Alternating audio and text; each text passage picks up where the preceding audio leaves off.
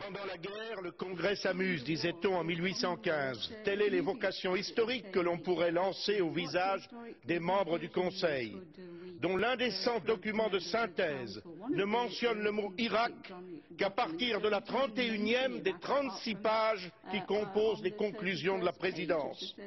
Votre navrante déclaration orale, Monsieur le Président du Conseil, est un constat d'échec et d'impuissance. La guerre est là.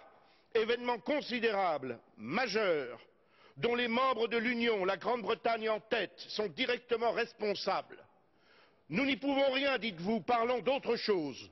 Pourtant, il y aurait beaucoup de choses à dire, maintenant qu'apparaissent au grand jour les mensonges dont l'empire américano-britannique s'est servi pour justifier sa brutale agression. Mensonges quand on a prétendu qu'il s'agissait de permettre à l'ONU de désarmer l'Irak, alors qu'en fait, la guerre était programmée depuis le début, quoi qu'il arrive, comme c'est aujourd'hui une évidence. Mensonge quand vous avez osé dire que le Conseil de sécurité était bloqué parce qu'il n'avait pas voté de résolution autorisant la guerre. Il n'était pas bloqué, il avait adopté une procédure et une procédure qui fonctionnait. L'Irak affaibli, méthodiquement affamé depuis 10 ans, contraint de désarmer contre des promesses de paix, allait s'effondrer dès les premières heures du conflit. Mensonge, il résiste, et souvent héroïquement. La population irakienne allait accueillir les troupes de l'Empire comme des libérateurs. Mensonge, elle les accueille comme des occupants. L'Irak disposait, paraît-il, d'armes de destruction massive.